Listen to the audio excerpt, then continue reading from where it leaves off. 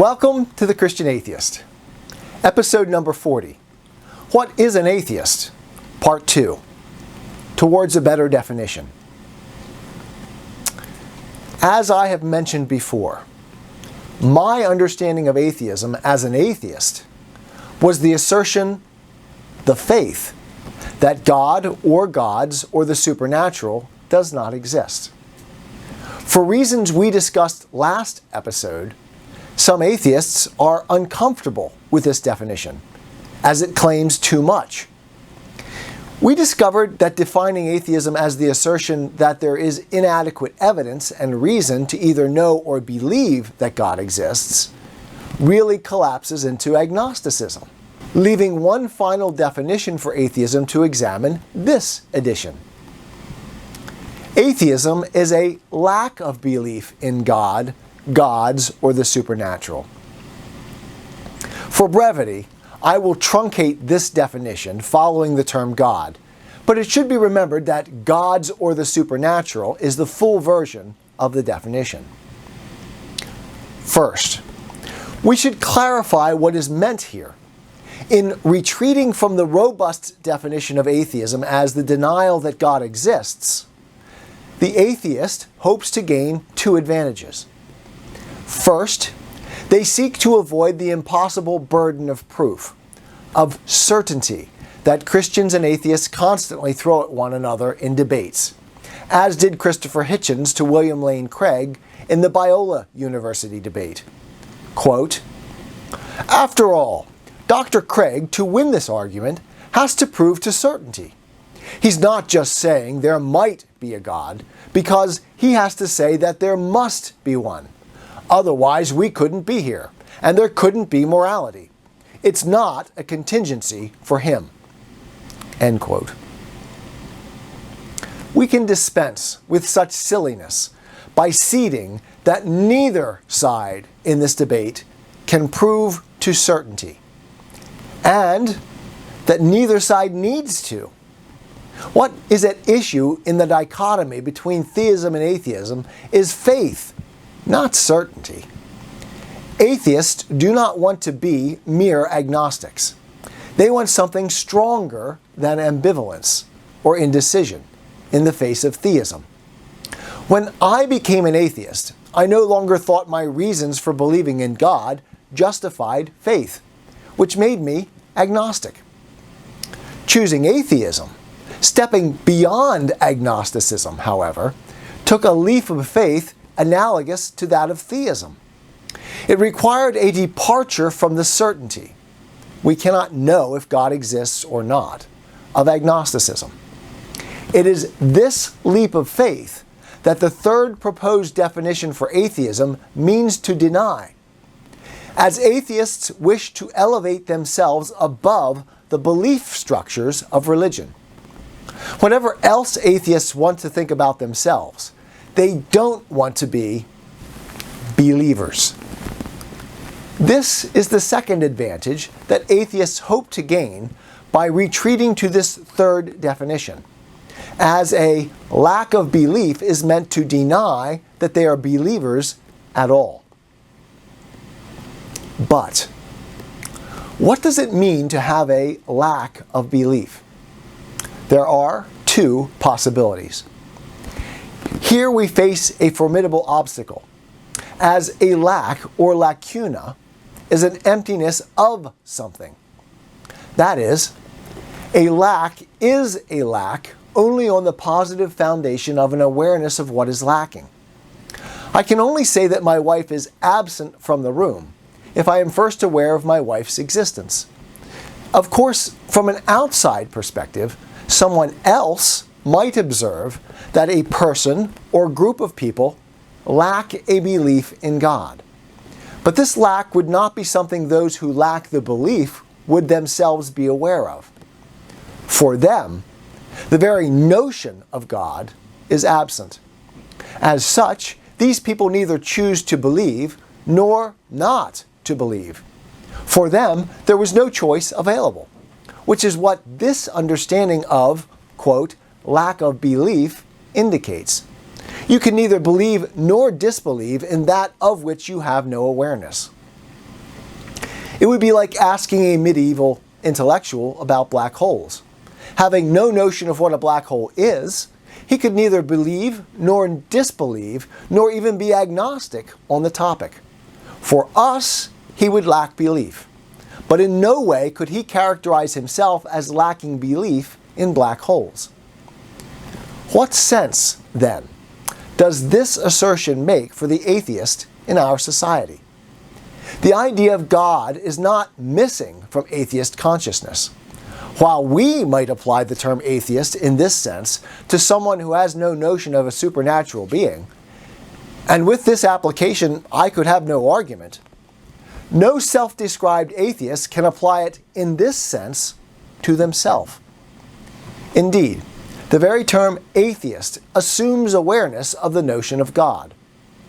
There is another way to interpret the phrase, of course. When an atheist asserts that they lack belief in God, I can accept their assertion as a statement about what they believe concerning God's existence, but not as a claim to ignorance about the idea of God.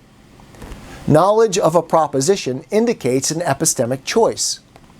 To believe the proposition, theism. To deny it, atheism, or to take no position on it at all, agnosticism. Thus, asserting this definition makes no logical advance to the available options for defining atheism. As an attempt to hide the faith of atheism, it fails. One must actively choose a position on the proposition when once one is aware of it. Once the proposition is broached, there can be no passive lack of belief. The attempt, as Jean-Paul Sartre, one of the 20th century's premier atheist voices, said, is in bad faith. This is not an argument against atheism, but rather against the definition of it that cannot logically stand. Atheism cannot be defined as a lack of belief in God for those who call themselves atheist. Logic forbids it. In seeking to define atheism thus far, we've observed an ongoing flight from honest self-appraisal, an attempt to use verbal trickery to deceive self and other. Atheists are caught on the horns of a dilemma. Either acknowledge their faith that there is no God, definition 1, their equal footing with other believers, or cease calling themselves atheists and join the ranks of honest agnostics. I myself faced this dilemma when researching my dissertation and acknowledged my atheism as faith. It was, for me, a vital step on the way back to Christ, but it need not be, as Sartre himself was a lifelong atheist who acknowledged, indeed taught me, this fact. Truth, I argue, is worth the sacrifice, even if it costs a great deal. There is, however, another, and for me, far more fascinating way to approach this definition. If what we believe is most clearly revealed in what we do, rather than in our words or rationalizations, there is a way in which I think this definition of atheism could be effective, even helpful.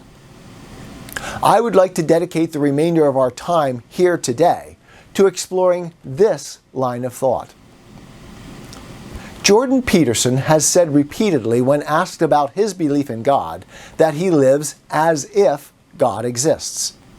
This idea was, for me, a direct extension of the Socratic idea that what we believe is most clearly evident in our actions rather than in what we say or think.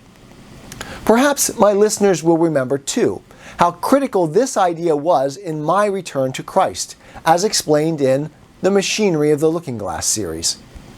We human beings have an amazing capacity to lie to ourselves, to think we believe things that, in fact, we don't.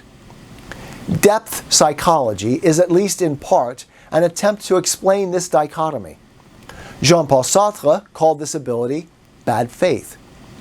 The philosophical idea of integrity, too, points to our ability to live disconnected practical and intellectual existences. Plato, Socrates, and Aristotle made much of the practice of eliminating contradictions in what we say we believe and how we act.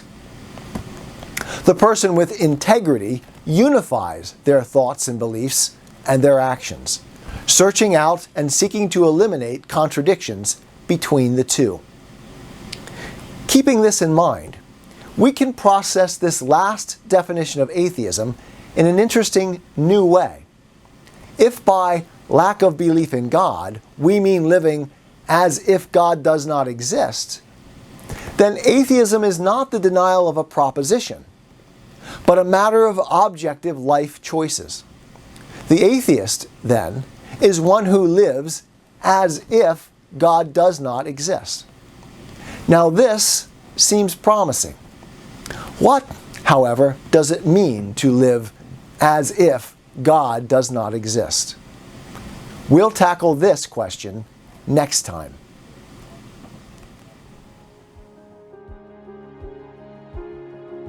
Check out our podcasts, The Christian Atheist, where faith and reason fuse in the incarnation, and Simple Gifts, the written word spoken for you. Available on all your favorite podcasting apps. You can find more great content on our YouTube channel, The Christian Atheist, where you can join the discussion, comment, like, and most of all, subscribe. Or stay up to date on Facebook at J&J Wisewords. Finally, to book an occasion, go to wisewordsforyouroccasion.wordpress.com. All these links can also be found in the description below this video.